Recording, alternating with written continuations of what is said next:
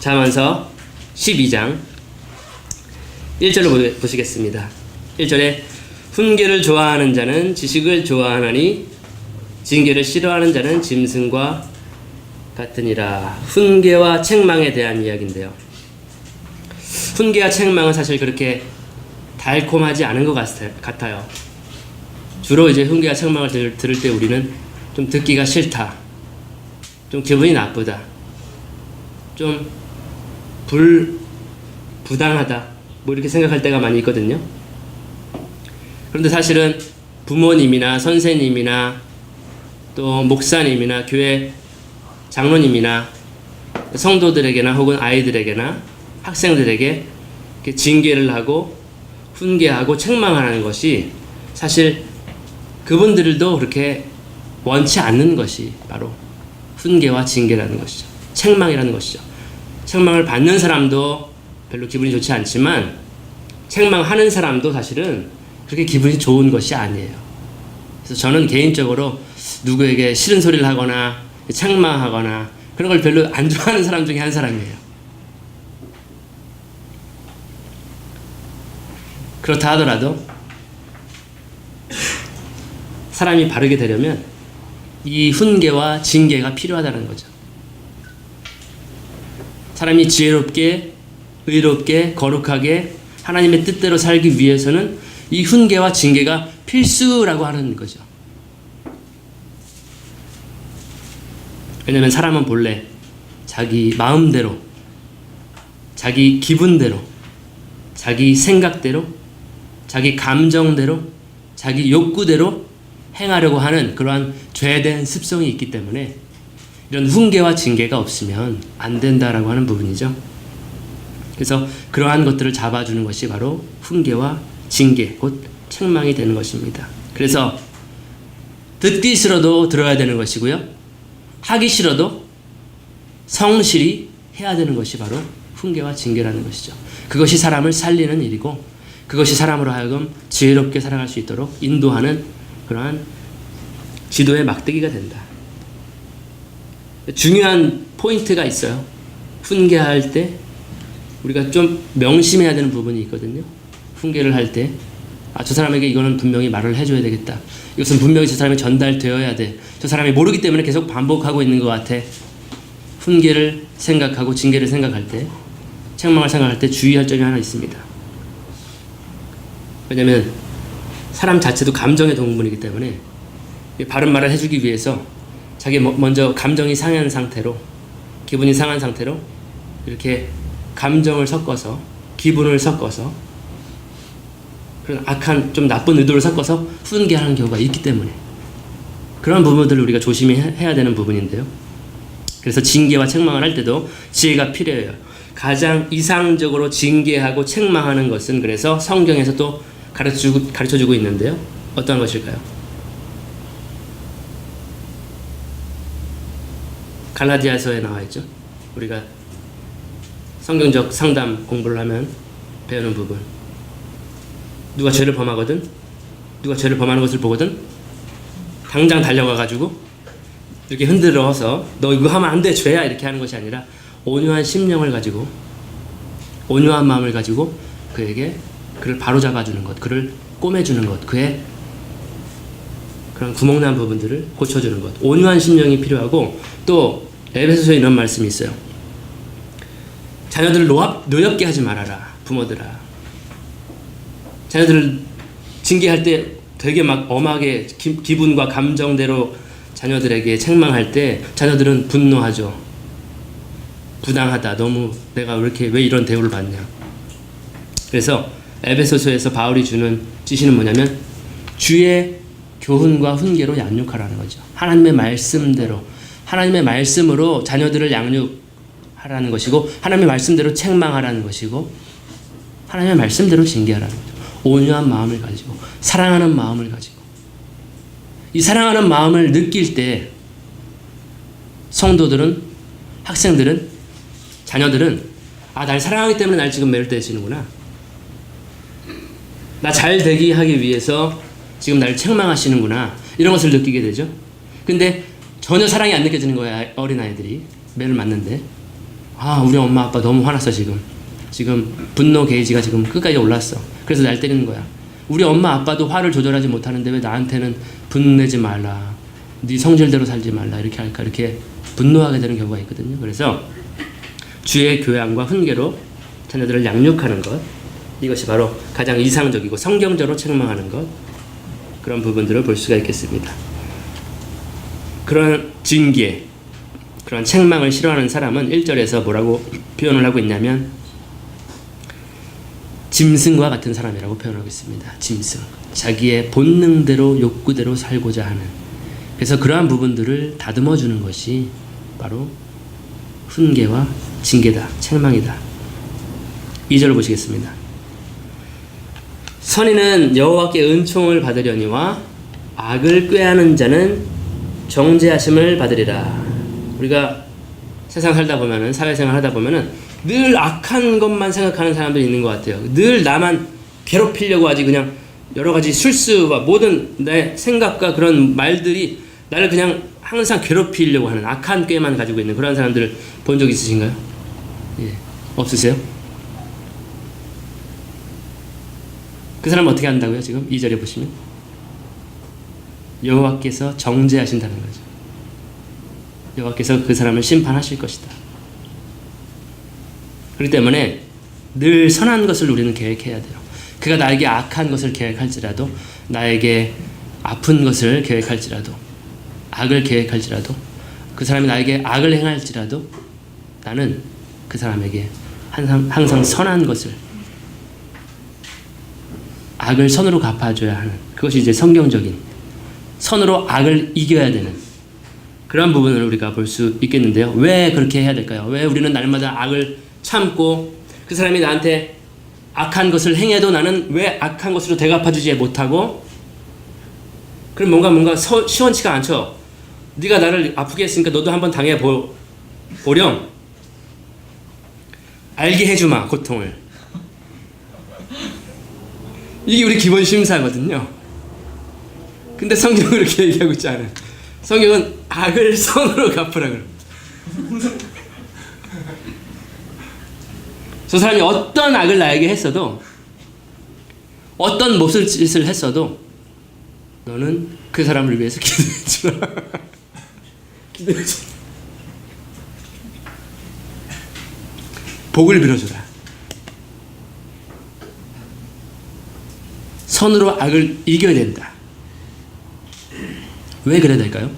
왜 성경은 그렇게 말씀을 하실까요?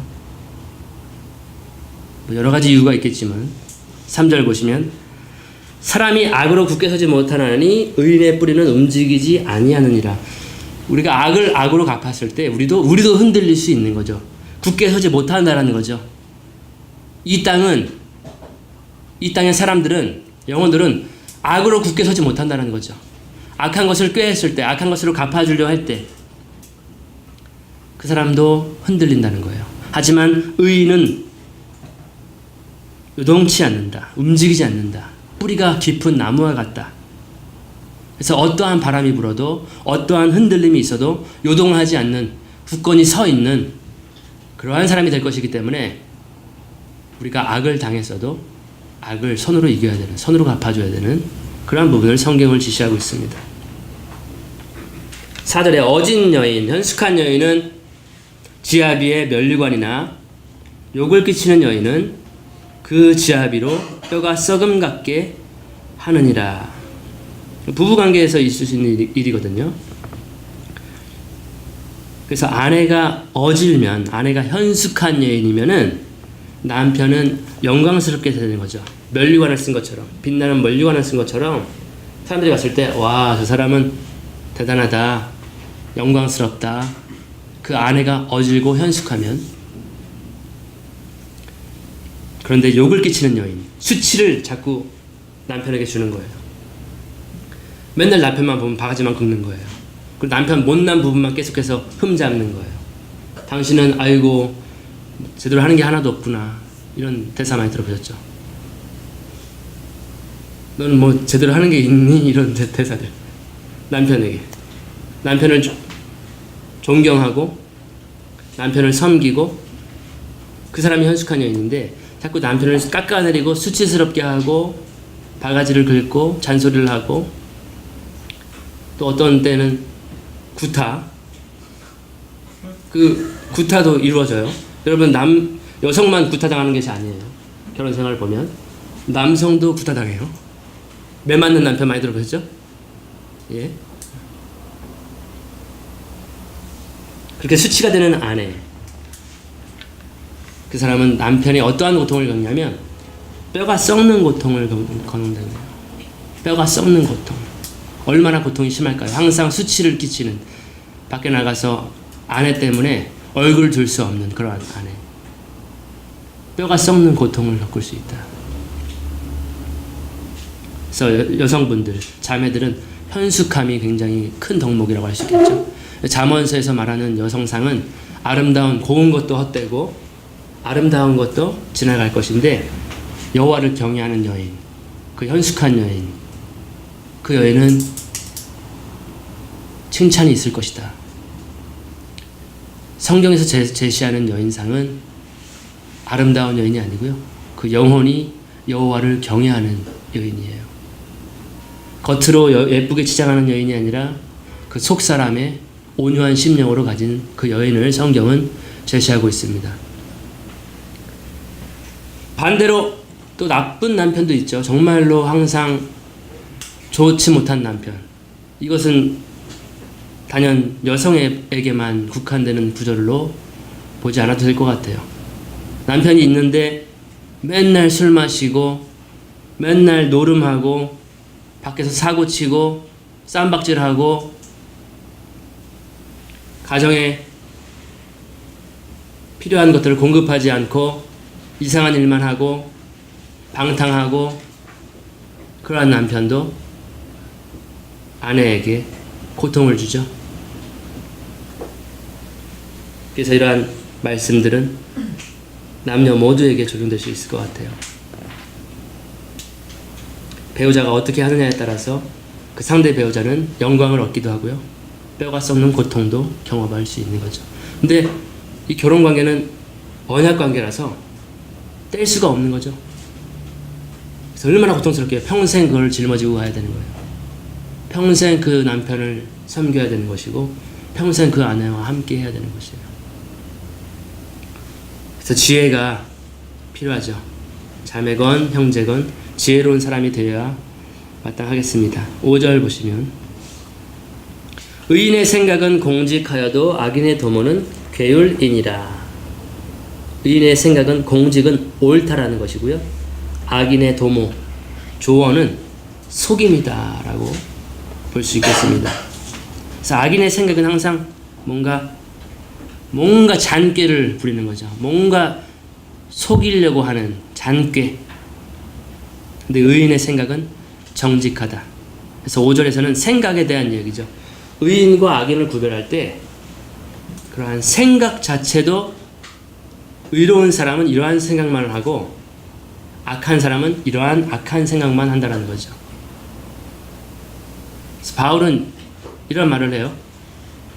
위의 것을 생각하라. 이 땅의 것을 생각하지 말아라. 하나님의 것을 생각하고 옳은 것을 생각하고 바른 것을 생각하고 거룩한 것을 생각하고, 그것이 의인의 특징이에요. 근데 악인은 항상 교묘한 것을 생각하고 어떻게 하면 내가 이렇게 할 수 있을까 생각하고, 어떻게 하면 속일까, 어떻게 하면 내가 뭔가 더 이득을 얻을까, 이런 생각을 한다는 거죠. 그래서 생각으로도 우리가 의인과 악인, 지혜로운 사람과 어리석은 사람을 구분할 수 있다는 거죠. 생각, 어떤 생각을 하고 있는가. 6절에 악인의 말은 사람을 엿보아 피를 흘리게 하는 것이오니와 정직한 자의 입은 사람을 구원하느니라. 이제는 말이죠. 생각과 말과 행동을 통해서 그 사람이 마음속에 어떠한 것이 있는지가 드러나게 되어 있습니다. 생각과 말과 행동, 그것은 바로 마음으로부터 시작하는 거예요. 그 사람의 영혼으로부터 시작하는 거죠. 근데 보면은 6절에 보시면 악인의 말은 사람을 피 흘리자, 우리가 엿보았다가 잠시 이렇게 엿보다가 갑자기 피를 흘리자. 악인의 말은 그래서 사람을 죽이는 거죠. 사람을 죽입니다. 피를 흘리는 거예요. 네가 희생당하고 내가 이익을 얻어야 된다. 이것이 악인의 입에 있는 말의 특징입니다. 반면에 의인의 입은, 정직한 자의 입은 사람을 구원한다라는 거죠. 악인은 죽이지만 의인의 입은, 정직한 자의 입은 사람들을 살린다라고 하는 것을. 그렇기 때문에 어떠한 결과를 각각 받을 수 있을까요? 7절입니다. 악인은 엎드러져서 소멸되려니와 의인의 집은 서 있으리라. 그렇기 때문에 악인은 소멸돼서 사라지는 날이 와요. 이런 악인, 위에서 언급한 어리석은 악인들은 이 땅에서 한 사람도 없어지는 그 날이 사실 오게 돼요. 그리고 의인만이 살아가는 그러한 새로운 세상이 이 땅에 펼쳐지게 되어 있어요. 그것은 하나님께서 계획하신 거예요. 그래서 의로운 자만 이 땅에서 살아가는 거예요. 악인은 찾을래야 찾을 수가 없는 세상. 그것을 우리는 뭐라고 표현하고 있냐면, 성경은 뭐라고 표현을 하고 있냐면 의에 거하는 바 새하늘과 새 땅이라고 표현합니다. 지금 이 땅, 우리가 사는 이 시대, 이 세상에서는 악인과 선인이 공존하고 있는 세상을 살고 있습니다. 우리는. 그런데 하나님은 악을 심판하실 거예요. 악을 완전히 없애버리실 거예요. 그걸 이미 작정하시고 계획하셨어요. 그렇기 때문에 내가 지금 위에서 언급한 대로 악한 자의 습성이 있는가, 혹은 의로운 자의 습성이 있는가, 생각과 말과 행동이 있는가, 우리가 이런 말씀을 통해서 나 자신을 대면하고 난 지금 어느 편에 있는 것인가, 소멸되어져서 없어져 버리는 악인의 편에 있는가, 아니면 영원히 거하는, 영원히 내 집은 서 있는 그러한 의인의 편에 서 있는가를 우리가 분별해야 되는 부분입니다. 8절에 사람은 그 지혜대로 칭찬을 받으려니와 마음이 패려한 자는 멸시를 받으리라. 마음이 패역한 자는 멸시를 받을 것이다.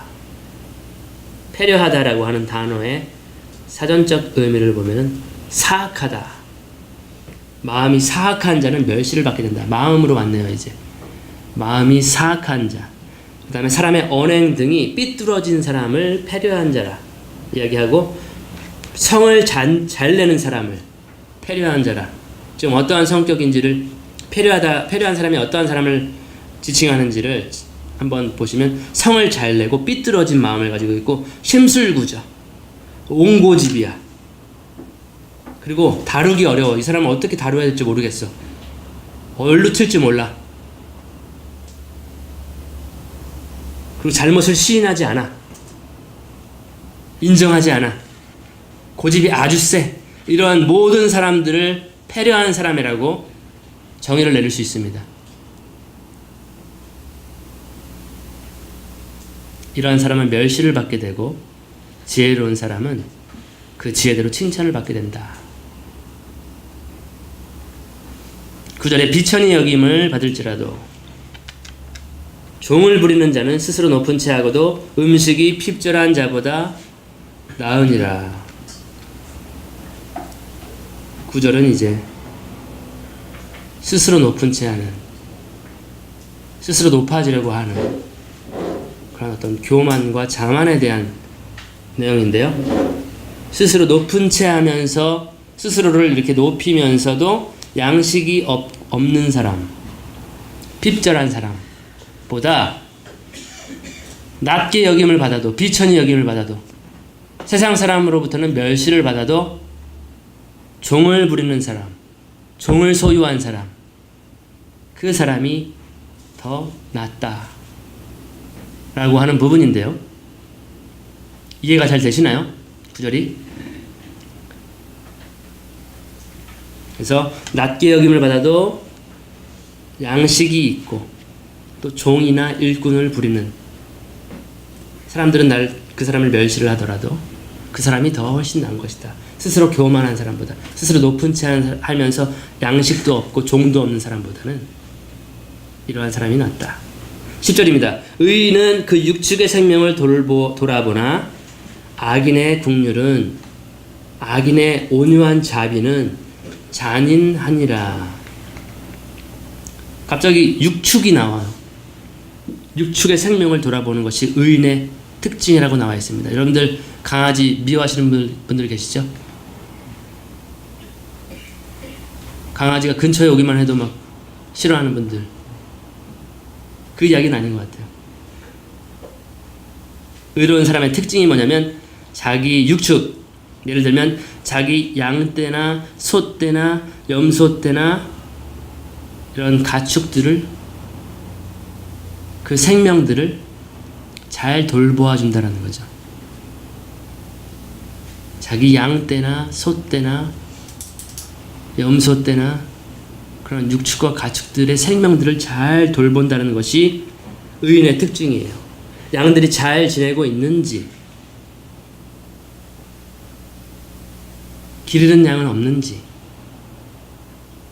방황해서 상처받고 넘어진 양은 없는지, 혹은 누구의 공격을 받아서 피를 흘리고 쓰러져 있는 양은 없는지, 그들의 성장이 잘 되고 있는지, 좋은 꼴을 먹고 있는지, 자기 육축의 생명을 돌보아 주는 것이 바로 의인의 특징이라는 것이죠. 그러나 악인은 잔인하다라는 것이죠. 악인은 잔인하다, 자비가 없다, 인정이 없다, 가축들을 돌보지 않는다. 한마디로 목양에 관심이 없다라는 것입니다. 11절, 자기의 토지를 경작하는 자는 먹을 것이 많거니와 방탕한 것을 따르는 자는 지혜가 없느니라. 이제 또 땅을 경작하는 거하고, 이게 땅을 잘 일구지 않는 사람하고 갑자기 농사 이야기가 나오는 것 같은데, 의로운 사람, 정직한 사람, 지혜로운 사람의 특징은 뭐냐면 자기 토지를 경작을 한다는 것이죠. 자기 소유한 토지에서 성실하게 갈고 닦고 씨 뿌리고 물 주고 가꾸어서 자기 밭을 잘 일군다라는 거죠. 그래서 양식이 많다라는 거예요. 먹을 것이 많다라는 것이에요. 그곳에는 양식이 많다라는 것이죠. 그러나 뭔가 요행을 바라고 방탕하고 열심히 경작하지 않는, 열심히 씨 뿌리지 않는, 열심히 물 주지 않는 그 사람은 먹을 것이 없게 된다 라는 것으로 우리가 볼 수가 있겠죠.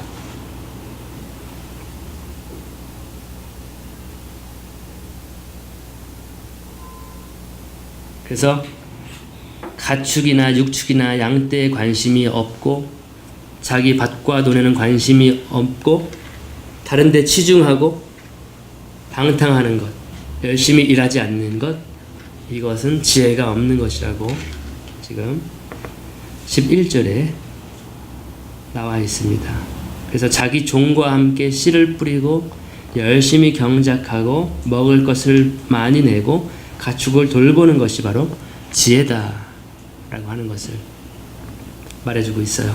12절, 악인은 불의의 일을 탐하나 의인은 그 뿌리로 말미암아 결실하느니라. 그래서 의인은 열매를 많이 맺는 결실이 있어요. 그의 인생에는 많은 열매로 이제 열매 맺는 인생이 되는 것이죠. 그러나 악인은 불의한 이익을 탐한다는 거죠.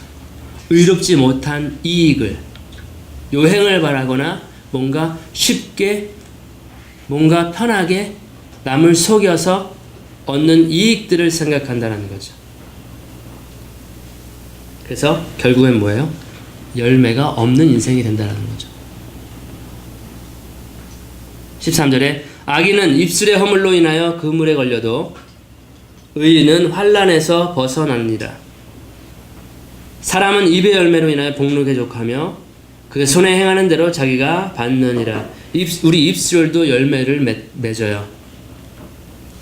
어떤 이는 축복의 열매를 맺고요, 어떤 사람은 저주의 열매를 입술을 통해서 맺게 된다라고 잠언서 여러 부분에 나와 있습니다. 악인도 입술의 열매를 맺어요. 허물의 열매, 허물로 인해서 그물에 걸린다. 그 입술의 허물로 인해서 그물에 걸려버린다. 이 그물에 걸린 것은 긍정적인 뜻은 아니죠. 올무에 걸리는 것이죠. 그래서 환난을 피할 수 없다라는 것이에요. 그 입술의 열매로 인해서. 하지만 의인은 환난에서 벗어난다. 13절의 내용이죠. 의인은 입의 열매를 통해서 환난에서 벗어날 수 있다. 15절에 미련한 자는 자기 행위를 바른 줄로 여기나 지혜로운 자는 권고를 듣느니라. 미련한 자는 분노를 당장에 나타내거니와 슬기로운 자는 수욕을 참느니라. 15, 16절에서 생각나는 것이 있는데요. 요즘에 유행하는 거예요. 분노 조절 장치가 고장난 사람들에 대한 이야기죠. 16절에 분노가 나오는데요. 우리가 흔히 명명하기를 분노 조절 장애라고 명명을 하고 있습니다. 분노를 조절하지 못하는 그것을 어떠한 병명으로 오늘날은 병이다. 저 사람은 분노를 조절하지 못하기 때문에 저건 병이야. 일반적인 사람이 아니야. 저거는 처방해야 되는 부분이야. 라고 지금 오늘날 시대에는 그렇게 명명을 하고 있습니다. 요즘에 많이 뉴스나 이런 것을 통해서 보면은 묻지마 폭행이라든지 그것을 설명할 때 다 분노 조절 장애가 있어서 그렇다라고 판결을 내리게 되는데요. 분노, 미련한 사람의 특징이라고 지금 12장은 이야기를 하고 있습니다. 어떠한 특징이냐? 미련한 자는 자기 행위가 바른 줄 알아요. 15절에서 15, 16절 다 미련한 자인데요. 미련한 자는 자기 행위가 바른 줄 알고 분노를 당장에 나타내요. 이거는 말도 안 돼 라고. 그러나 지혜로운 사람은 권고를 듣고 수치와 모욕을 참는 거죠. 미련한 사람은 당장에 어떠한 이야기를 들으면 분노를 못 참아요. 그러나 지혜로운 사람은 부당하더라도 이치에 맞지 않아도 그걸 참고 권고를 듣고 수욕을 참아내는 사람, 그 사람이 지혜로운 사람이다. 그래서 요즘에 등장하는 뉴스의 그런 무서운 사건들의 주요 요인은 분노입니다. 시대가 갈수록 사람들은 분을 참지 않아요. 옛날 우리 어른들 이야기를 들어보면은 참을인 자 새기면 살인을 면한다. 결혼해서 한 몇 년 참아야 된다. 지금은 결혼하자마자 갈라서는 때가 됐죠. 세상 사람들이야 우리는 말할 것이 없어요. 세상은 점점점 악해질 것이고요. 세상은 점점점 자기 중심적으로 될 것이고요. 자기 쾌락을 더 사랑하게 될 것이고요. 자기 이익에 조금이라도 손해가 가면은 못 참아요. 세상 사람들은 그렇게 가게 되어 있어요. 근데 문제는 뭐냐면 그리스도인들의 결혼과 생활과 이 가운데에서도 자기 이익과 자기 기분에 상하는 이런 것들을 못 참아요. 장기 두다가 살인 나고요. 바둑 훈수 잘못 뒀다가 흉기나 난동 부리고요. 카톡 하다가 그 사람 잡으러 달려가고요. 넌 내가 잡아서 한 대 때려줘야겠다. 그것뿐만이 아니죠. 남자친구를 막 때린다거나 또 여자친구를 멍들게 때린다거나 다 분노에서 오는 거죠. 참지 못해요. 사람들이 견디지 못해요.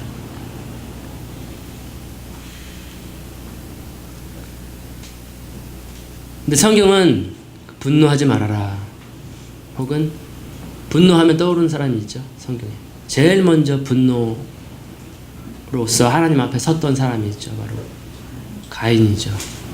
근데 가인이 그 분노를 제거하지 않았을 때, 성경적으로 다루지 않았을 때 그 분노는 어디까지 내려가냐면 바로 형제 살인까지 들어갑니다.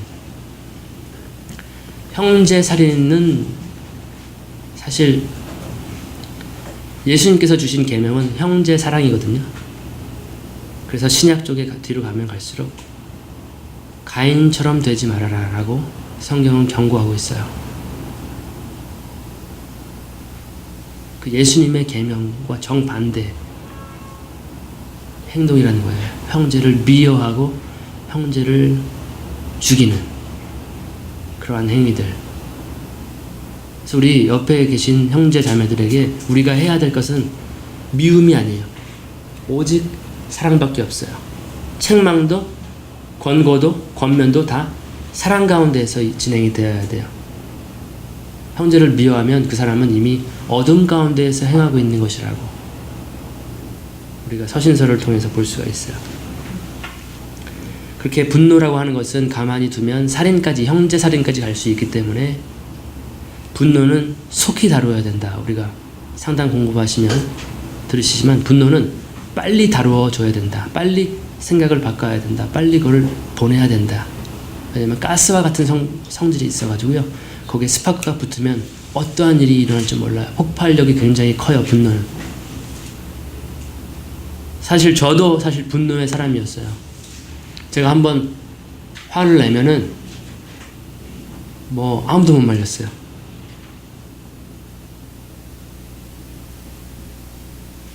그런데 항상 그렇게 분노가 폭발하고 난 뒤에 그 후 수습을 하기가 너무 힘들더라고요. 분노가 폭발하면은 그 감당하기가 힘들더라고요. 나중에 내가 벌려놓은 그러한 파편들이 너무나도 많아서 그래서 분노는 죽여야 되는구나.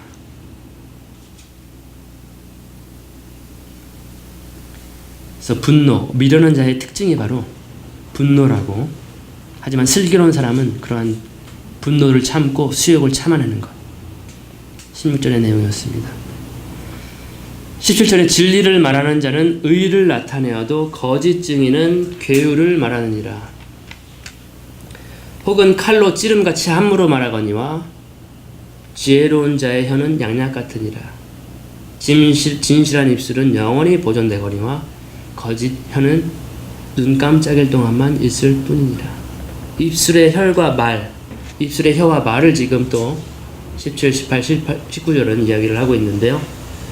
우리는 세상 사람들은 점을 치면서 미래를 보잖아요. 이상한 카드를 통해서 미래를 보잖아요. 이상한 환상을 보면서 점괘를 보는데 우리는 그럴 필요가 없어요. 우리는 어떻게 해서 한 사람의 미래를 볼 수 있느냐?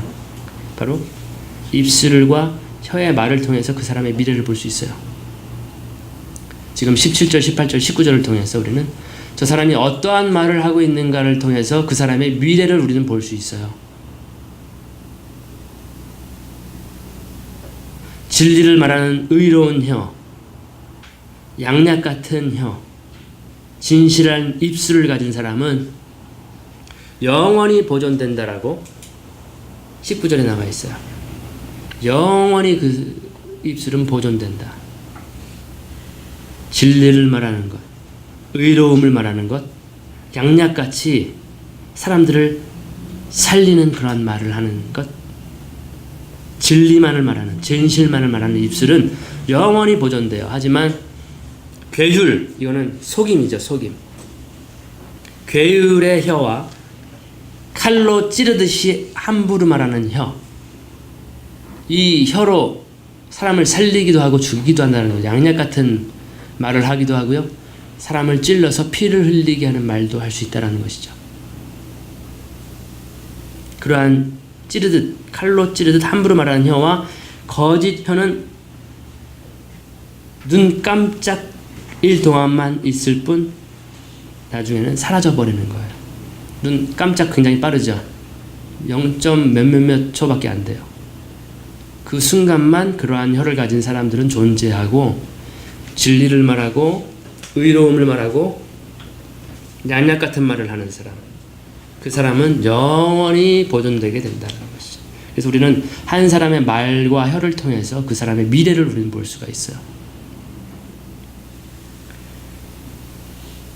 20절입니다. 악을 꾀하는 자의 마음에는 괴율이 있고 화평을 논하는 자에게는 희락이 있느니라. 악을 꾀하는 자의 마음에는 괴율이 있다. 그래서 항상 악한 것을 생각하는 마음을, 악한 것을 생각하고 악한 것을 계획하고 악한 것을 하려고 하는 그 사람의 근본적인 문제는 어디에 있느냐? 바로 마음에 있다라는 것이에요.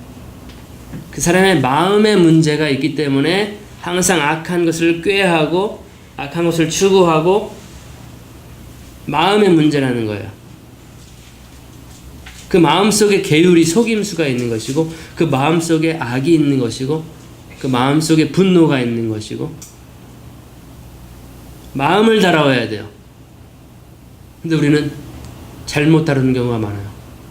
그 사람의 마음속에 있는 죄를 다뤄야 되는데 나타나는 형상만을 통해서 저 사람이 막 분노하니까 분노를 억제시키는 약으로 처방을 해야 한다. 마음엔 전혀 약 기운이 안 들어가죠. 이 마음속에 있는 것으로 인해서 그 사람이 그러한 일들이 나타나는 것인데 마음의 문제를 누가 다뤄줘요?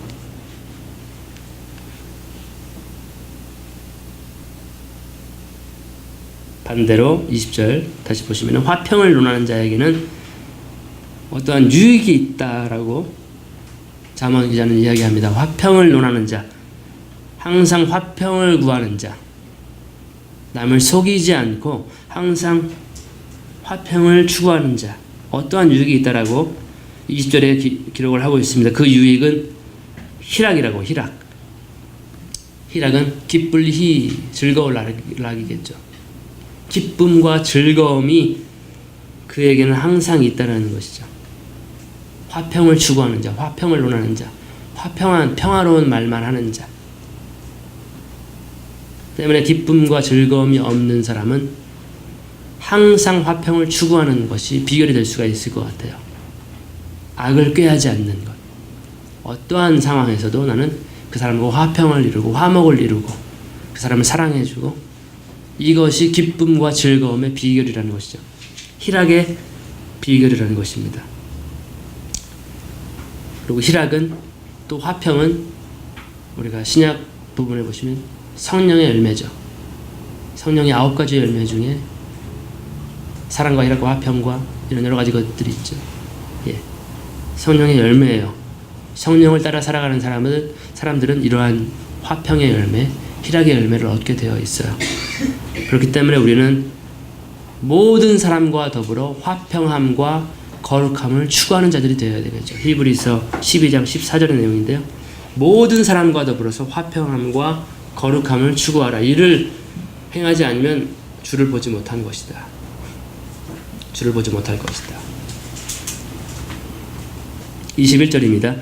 의인에게는 아무 재앙도 임하지 아니하려니와 악인에게는 앙화가 가득하리라. 앙화는 재앙과 화죠. 화. 악인의 인생에는 항상 앙화가 가득한 거예요. 재앙이 가득해요. 화가 가득해요. 하지만 의인에게는 아무 재앙도 임하지 않는다라고 지금 21절에는 기록을 하고 있습니다. 재앙이 없는 인생, 아무런 화가 없는 인생, 평안한 인생, 그것은 의인에게 주어진다. 그래서 또 다른 성경을 보면은 이런 말씀도 있습니다. 의인에게는 고난이 많다. 의인은 고난이 많다. 시편에 보면 그런 말씀이 있어요. 재앙은 없지만 고난은 많다. 두 구절을 우리가 본다면. 그런데 의인의 고난, 많은 고난은 주께서 근데 구원하신다라고 성경이 기록하고 있어요. 의롭게 살고자 하면 고난이 많아요. 세상에서 환난이 있어요. 근데 담대해라. 내가 세상을 이기었다.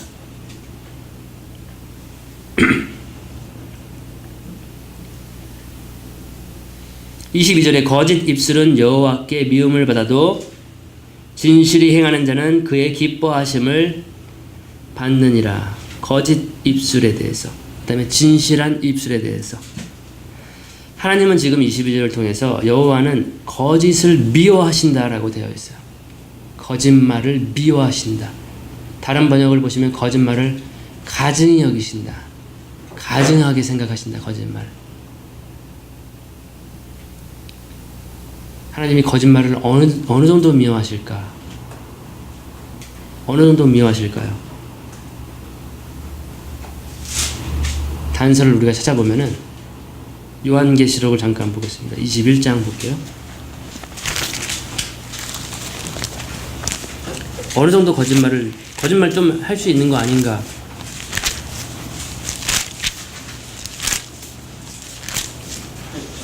예, 21장 8절에 이러한 말씀이 있네요. 그러나 두려워하는 자들과 믿지 아니하는 자들과 가증스러운 자들과 살인자들과 음행하는 자들과 마술하는 자들과 우상 숭배하는 자들과 모든 거짓말하는 자들은 불과 유황이 타는 못에 참여하리니 이것이 둘째 사망이라. 하는 사람이 지금 어디로 들어가냐면 불과 유황이 타는 못,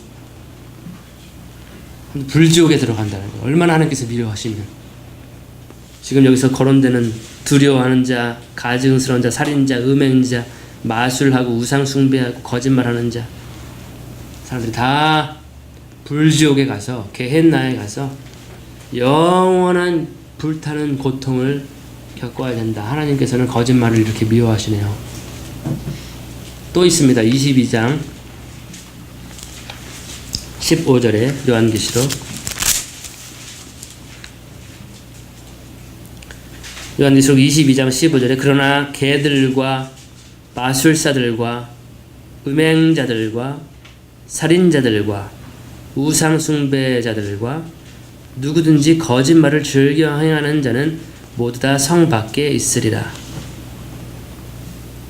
하나님의 도성에 참여할 수 없는 자들, 바깥 어두운 데서 이를 갈고 있을 자들, 불지옥에 들어갈 자들이 바로 이러한 자들이, 그 중에 거짓말하는 자도 포함이 되어 있네요. 하나님은 이렇게 거짓말을 미워하세요. 왜냐하면 하나님은 진리이시기 때문에. 거짓을 말하는 자는 하나님과 함께 할 수가 없는 거예요. 우리 항상 진리만을 말해야 돼요. 비진리, 하나님의 말씀에 어긋나는 거짓말들. 지금 우리나라에도 거짓말장애들이 너무 많죠. 이단자들이 너무 많죠. 진리가 아닌 것을 진리인 양 생각하고 전파하는 사람들이 너무 많죠. 그러나 모든 거짓말하는 자들은 하나님과 함께 할 수 없다. 그 정도로 하나님은 거짓말을 미워하세요. 진실을 좋아하시죠. 진리를 좋아하세요. 기뻐하신다고 22절에 나와 있습니다. 23절에 슬기로운 자는 지식을 감추어 두어도 미련한 자의 마음은 미련한 것을 전파하느니라. 우리말에도 이제 비슷한 잠언이 있죠. 벼는 익을수록 고개를 숙인다라는, 그것과 좀 비슷한 것 같은데요. 지혜로운 사람은, 슬기로운 사람은 아는 것이 있어도 드러내거나 나타나지 않는다는 거죠. 감춘다라는 것은 지식이 있고 많이 배웠어도 이렇게 드러내거나 나타내거나 자랑하지 않는 거죠. 그런데 어리석은 사람은 어리석음을 계속 전파한다는 거죠. 그가 얼마나 어리석은지 모르는 상태에서 계속 그걸 전파하겠죠. 계속 아는 체 하겠죠. 지식을 감추지 못하고 계속 내가 알고 있는 것은 다 이렇게 알리려고 하는, 알고 있는 것을 자랑하려고 하는 그러한 것들을 나타낸다는 것이죠. 24절에 부지런한 자의 손은 사람을 다스리게 되어도 게으른 자는 부림을 받느니라. 성경은 게으름을 가볍게 다루는 나쁜 습관 정도, 안 좋은 습관 정도로 다루지 않고요. 성경에서 게으름은 굉장히 중요하게 다루는 죄 중에 하나가 바로 게으름이에요. 성경에서는.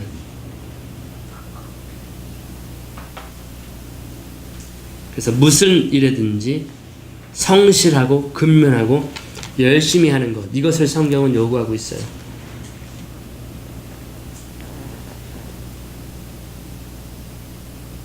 자기에게 맡겨진 일들을 충실히 감당하고 수행하는 것을 성경은 요구하고 있어요. 주인과 종의 비유를 들으면서 자기가 맡은 달란트를 땅에 묻어버리는 종이 있었죠. 그 종에 대한 평판이 무엇이냐면 바로 악하고 게으른 종이라고 이야기를 했습니다. 그 반대는 착하고 충성된 종이라고 했습니다. 우리가 맡은 것에 충성해야 되는, 신실함을 보여줘야 되는 것이 주인께서 원하시는 것인데, 게으름이라고 하는 사람은 지금 20차절에서는 불임을 받게 되는 거죠. 종노릇을 하게 된다는 거예요. 그리고 우리가 종과 주인의 비유에서는 악하고 게으른 종은 바깥 흑암에 어둠에 던져버리라 라고 하죠. 주인과 함께할 수 없어요. 주인의 기쁨에 동참할 수 없는 것이 바로 악하고 게으른 종이에요. 그래서 성경은 게으름을 가볍게 다루지 않아요.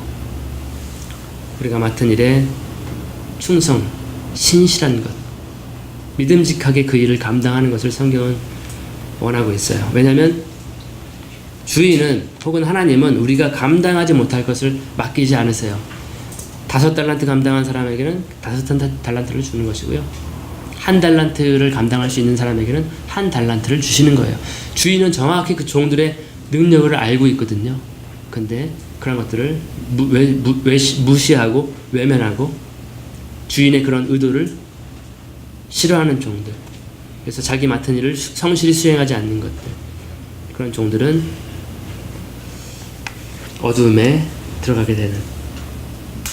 25절입니다. 근심이 사람의 마음에 있으면 그것으로 번뇌케 하나 선한 말은 그것을 즐겁게 하느니라. 근심이 있으면, 마음에 있으면 번뇌가 있죠. 고통이 있죠. 마음에 근심이 있으면.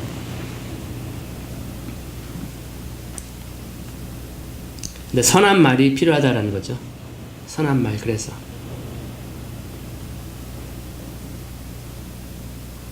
우리는 때를 얻든지 못 얻든지 때가 되는 대로 선한 말을 해가지고 듣는 사람들로 하여금 은혜를 끼치게 하라라고 그런 말씀이 있어요. 항상 은혜로운 말을 해야 되죠. 그 사람의 근심을 덜어주는 말, 그 사람을 위로해주는 말, 그 사람을 세워주는 말, 그 사람의 영혼이 잘 되도록 책망해주는 말, 그러한 말들, 선한 말을 하는 거죠. 특별히 우리는 근심으로 번뇌하는 사람이 있다면, 마음에 근심이 많아서 번뇌하는 사람이 있다면 그 사람에게 선한 말, 곧 하나님의 말씀을 전할 필요가 있겠죠. 하나님의 말씀을 통해서, 복음을 통해서 그 사람의 영혼이 변화될 것이기 때문에. 그래서 때를 얻든지 못 얻든지 우리는 하나님의 말씀을 전해야 된다. 26절에 의인은 그 이웃의 인도자가 되나 악인의 소행은 자기를 미혹하게 하느니라. 게으른 자는 그 잡을 것도 사냥하지 아니하나니 사람의 부귀는 부지런한 것이니라. 의로운 길에 생명이 있나니 그 길에는 사망이 없느니라. 그래서 우리가 잠언 12장을 통해서는 어떤 길이 의로운 자의 길이고 어떤 길이 어리석은 악인의 길이고 어떤 길이 지혜로운 자의 길이고 어떤 것이 어리석은 자의 길인지 전반적으로 기록이 되어 있어요. 근데 그 중에는 그러한 목록들을 보면은 입의 말과 마음과 생각과 이러한 것들을 통해서 그 사람이 지혜로운 사람인지 지혜롭지 않은 사람인지를 나타내 보여주고 있어요. 그래서 우리의 말과 생각과 행동에 절제가 필요하다. 절제가 필요하고 뭐든지 선을 추구하는 것, 우리의 생각과 말과 행동에 있어서 모든 것을 다 선하게, 화평으로, 은혜롭게, 그러한 부분을 우리가 살펴보았고, 또 게으름에 대해서도 언급을 계속하고 있어요. 경고하고 있어요. 그래서 게으르지 아니하고 자기 일을, 자기 밭을, 자기 양떼를, 자기 육축을 열심히 돌보고 가꾸는 그러한 것이 의로운 자의 길이다. 그 사람이 지혜로운 자의 길에 서 있다 라고 하는 그러한 특징들을 오늘 12장을 통해서 살펴봤습니다. 기도로 마치겠습니다.